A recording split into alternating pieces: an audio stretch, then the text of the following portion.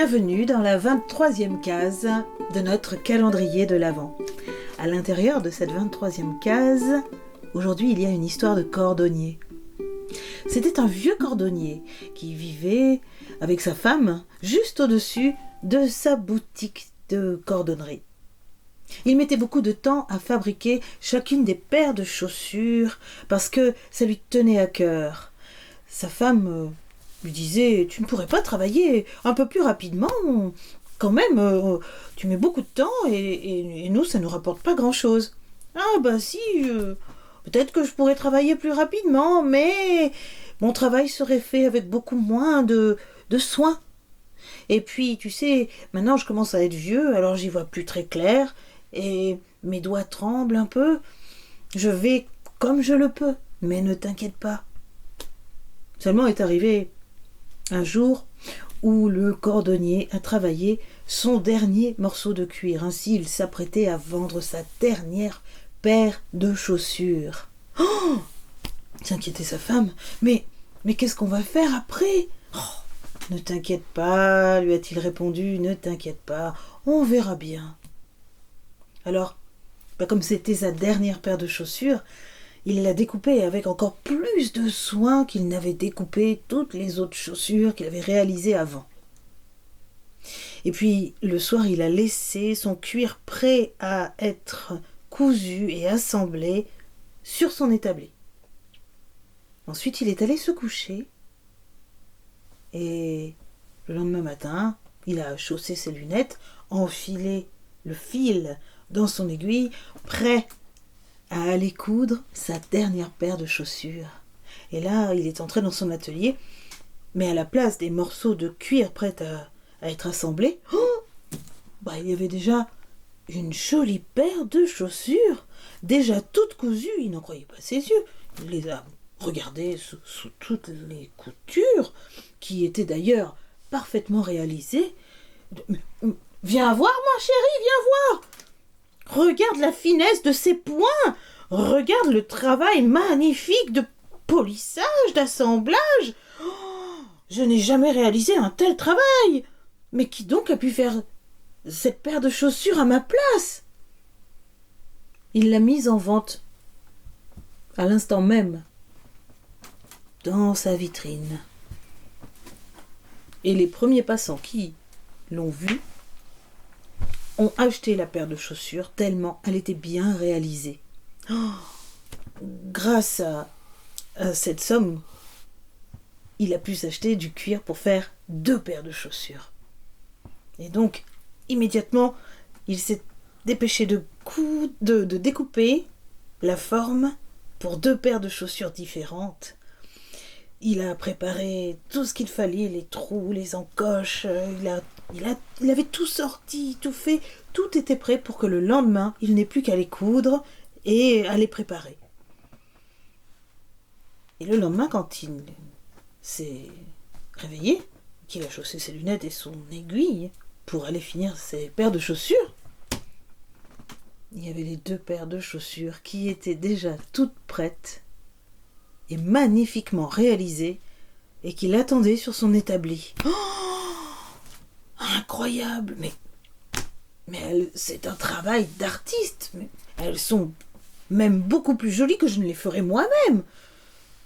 Il les a toutes les 2 mises en vente dans sa vitrine et les a aussitôt vendues. Avec l'argent que ces 2 paires de chaussures lui avaient rapporté, il a pu s'acheter du cuir pour faire 4 paires de chaussures. Et ça a continué encore comme ça pendant les jours qui ont suivi. Les semaines et les mois ont passé.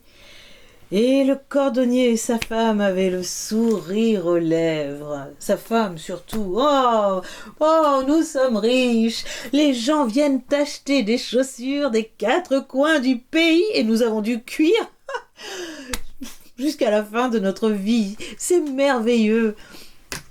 Oui, mais tu ne t'es pas demandé, lui demanda le vieux cordonnier, à qui nous devions cette chance ? Oui, c'est vrai. À qui donc devons-nous ce bonheur, cette tranquillité ? J'ai une idée. Le soir même, les deux vieillards, au lieu d'aller se coucher, ont attendu derrière la porte de l'atelier. Et lorsque les 12 coups de minuit ont sonné, ils ont vu sortir de derrière la grande horloge 6 petits lutins tout nus et qui, dans le froid, se mettaient à attraper les marteaux, les aiguilles, et puis à tailler, à percer le cuir, à le coudre, à marteler, à poser les clous, à cirer le cuir. Ainsi, ces 6 petits lutins qui travaillent pour nous. Mais c'est incroyable. Et regarde, ils sont tout nus. Ils grelottent de froid, en effet. Ils étaient bleus de froid. D'ailleurs, ils ne s'arrêtaient que pour taper des pieds afin de les réchauffer et puis se frotter le dos les uns aux autres. Mais c'est tout. Mais tu te rends compte, a dit l'épouse du cordonnier, tu te rends compte que ces petits lutins, ils travaillent pour toi à fabriquer des chaussures alors que eux vont pieds nus et tout nus. Oui, t'as raison. Il faut que nous aussi on les aide. Alors sur la pointe des pieds, ils sont allés se coucher. Et le lendemain, au lieu de préparer des paires de chaussures, le cordonnier a recherché dans son cuir le plus fin et le plus souple qu'il possédait.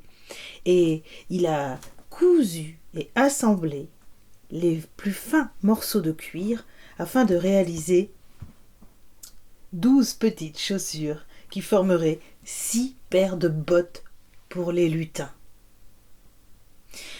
Quant à sa femme, elle a cherché les tissus les plus chauds, les plus solides et puis les plus jolis, dans lesquels elle a taillé 6 petites chemises et 6 petits pantalons afin de les offrir aux petits lutins. Ça tombait bien, parce que le soir suivant, c'était le soir de Noël. Alors, ce soir-là, à la place des morceaux de cuir, ils ont laissé leurs cadeaux sur l'établi. Et puis, ils sont allés se cacher derrière la porte de l'atelier.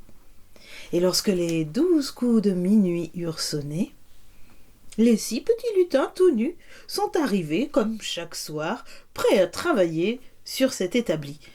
Mais, oh, à la place des morceaux de cuir à coudre, il y avait des cadeaux.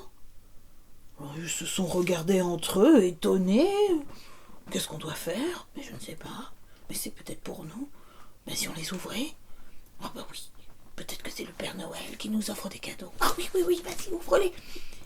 Et donc, ce soir-là, le soir de Noël, les 6 petits lutins ont ouvert leurs cadeaux avec précipitation, avec joie. Et quand ils ont trouvé les jolis vêtements, ils les ont enfilés.